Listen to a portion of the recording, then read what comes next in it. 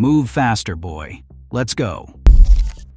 Those are the documented words a white supervisor said to a black UPS driver in front of a customer on a delivery route in Yakima, Washington. And when Tahvio Gratton asked the man to stop calling him that, the supervisor refused, said he was from the South, said that was just how he talked. That was April of 2018. It was the beginning, not the end, not even close. Because what happened to Tahvio Gratton over the next 3.5 years inside that UPS facility would eventually land in a federal courtroom, in front of a jury, and produce one of the largest workplace discrimination verdicts in the history of the state of Washington. $237.6 million. But before we get to that number, you need to understand the man they did this to, and you need to understand how carefully, how systematically, a workplace can destroy someone who refuses to be silent. Tahvio Gratton started driving for UPS in September 2016. He was a package car cover driver out of the Seattle distribution center, meaning his job was to fill in for regular drivers who were out for the day. He was a teamster. He was protected by a collective bargaining agreement. He showed up. He did the work. In January 2018, he transferred to UPS's facility in Yakima. And according to court documents, the problem started almost immediately. He was being laid off on days when work was available, not just occasionally, regularly. The thing is, under the union contract, layoffs were supposed to follow seniority. But Gratton watched as white drivers with less seniority than him got routes while he was sent home without pay. He was the only full-time driver at that center who was routinely denied work. So he did what the system told him to do. He filed a grievance with his union in April 2018. He was awarded back wages. The grievance was resolved. UPS agreed to start posting weekly route assignments. And that, according to the lawsuit, is when the retaliation began. About 1 week after that first grievance, on April 25, 2018, an on-road supervisor named Sam O'Rourke was assigned to ride along with Gratton for the day. According to court filings, O'Rourke spent the entire shift calling him boy, not once, not twice, over and over. According to Gratton's testimony, O'Rourke said things like, "Move faster, boy," and "Let's get going, boy, let's move." When Gratton stopped to greet a customer he regularly talked to while unloading his truck, O'Rourke told him, "I didn't tell you to talk, boy." Now, I want to pause here because a Foot Locker employee at one of the route stops witnessed this. She later described O'Rourke's conduct toward Gratton as shocking. She said Gratton was working quickly and efficiently, and she said she was certain the supervisor's behavior was because Gratton was black, a customer, a stranger, could see it clearly. Gratton reported O'Rourke's behavior to the Yakima Center manager Eric Loomis the very next morning. And this is where I genuinely do not understand how anyone thought this was acceptable. Because instead of accountability, what followed, according to court documents, was escalation. Gratton's direct supervisor was a man named Matthew Fromhers, who court records describe as a friend of O'Rourke's. After Gratton's complaint, Fromhers and Loomis allegedly began verbally abusing him and denying him work. In one incident documented in the case, Gratton approached Fromhers about a series of layoffs and asked why he was not being scheduled despite available routes. According to Gratton's testimony, Fromhers responded, in apparent reference to the earlier boy comments, saying, "Because you didn't come and ask me like a man." On another occasion, Gratton came to the facility on a day off to pick up a personal package, something he regularly did, and Fromhers allegedly screamed at him to get the fuck off the property. It gets worse. 2 coworkers testified that they saw supervisors openly discussing their desire to get rid of Gratton. Other employees were warned against associating with him. And then there was the testimony from Derek Thomas, another employee, who told the court that a different supervisor, Bill Peterson, referred to Gratton using the N-word, calling him that N-word Tahvio. Tamez said he reported it directly to center manager Loomis. And Loomis, according to the testimony, shrugged it off. His response, according to Tamez, was, "I don't have any control over a lot of things that happen here. I spent a long time going through the court documents on this one. And honestly, the pattern is what makes it so damaging. This was not a single incident. This was a system." Other black employees at the Yakima Center reported similar treatment. Xavier Briggs, a black driver, testified that he was required to successfully complete his route 5 times during his probationary period. White drivers were not required to complete any test routes. Another black employee was forced to cut his hair after filing a pay complaint. White drivers with long hair were left alone. The discrimination was not hidden, it was operational. Meanwhile, Gratton's work assignments got worse and worse. He was given what court documents describe as the most undesirable route available, the mall route, which required hauling heavy, oversized packages. When he finally secured even that, managers deliberately added out-of-the-way stops that kept him working late into the evening. He was assigned an unreliable truck. He was repeatedly called into the office over the loudspeaker and scrutinized for things like having visible tattoos or wearing a sweater. White drivers were allowed both. He was the only driver who experienced this level of monitoring. Gratton filed grievances in 2018, 2020, and 2021. Every time he spoke up, the conditions got worse.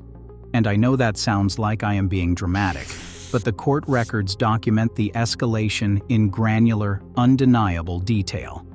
Then came October 19, 2021. According to court documents, Gratton was on the loading dock when he says he tripped and reached out instinctively to steady himself. His hand landed on the back of a preload supervisor named Linda Hernandez Cruz. Gratton said he immediately told her it was an accident and apologized.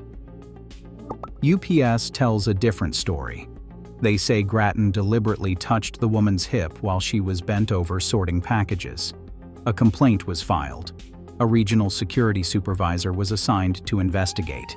And on October 27, 2021, a labor manager in Seattle, someone who, according to court documents, said he did not consider Gratton's prior grievances in making his decision, terminated Tahvio Gratton's employment after 5 years, after dozens of complaints, after filing with the EEOC, after going through every channel the system told him to use. They fired him over what he says was a stumble on a loading dock. Gratton filed his federal lawsuit in October of 2022. His attorneys were Dustin Collier of Collier Sox LLP in Corte Madera, California, and Robin Shishido of Shishido Taryn Goldsworthy in Seattle. The complaint alleged racial discrimination, hostile work environment, and retaliation.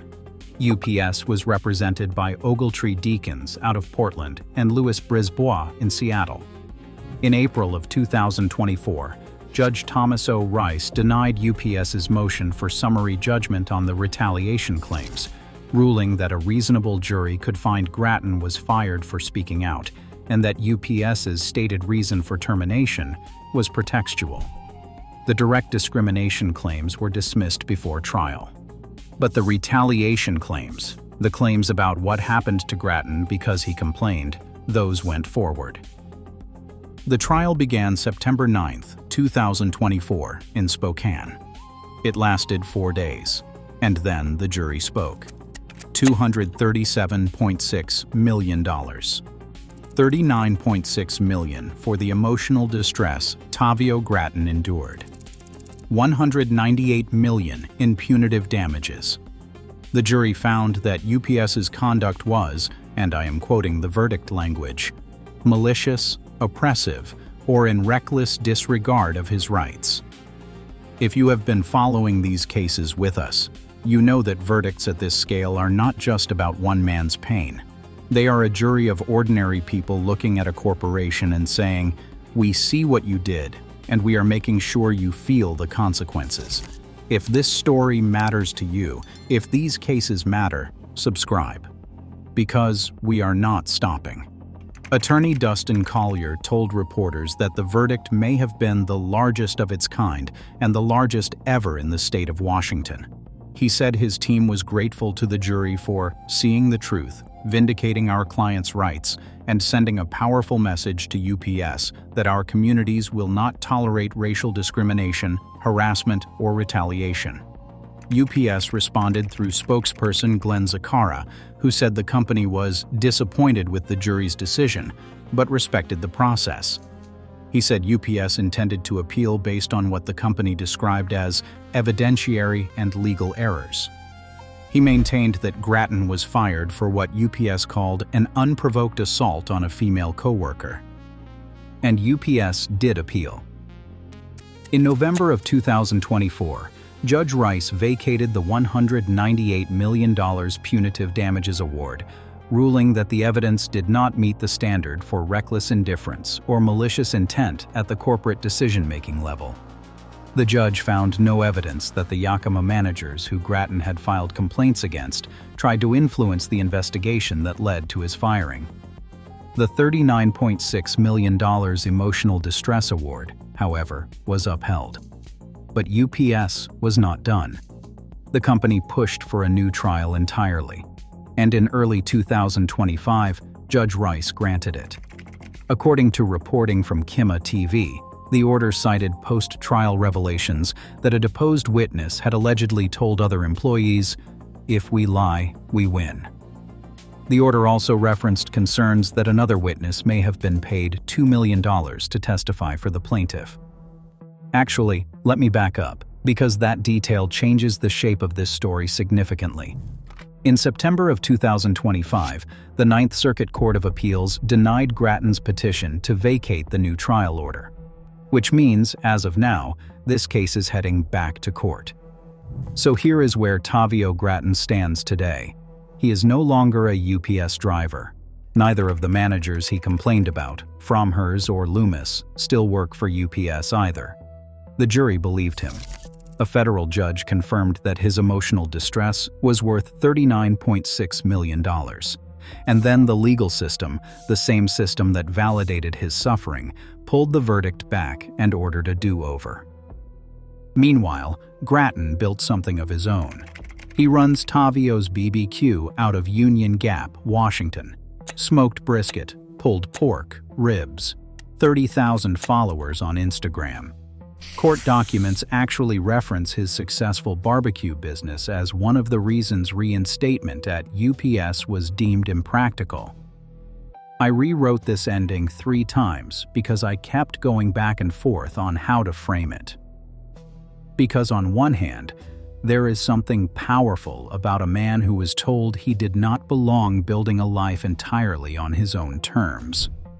On the other hand, there is something wrong about a system where a jury of your peers hears 4 days of testimony, sees the evidence, renders a verdict that shakes $1 billion corporation, and then a judge orders a new trial based on what happened after the jury already decided.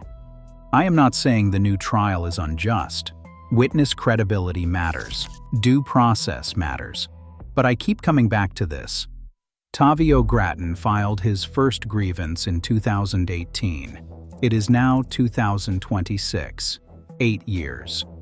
And the question that started all of this, the question of whether a man was punished for refusing to be called boy at work, that question still does not have a final answer. What does justice mean when it takes this long? What does it cost a person to keep fighting when every resolution leads to another battle? I do not have an answer. I am not sure anyone does.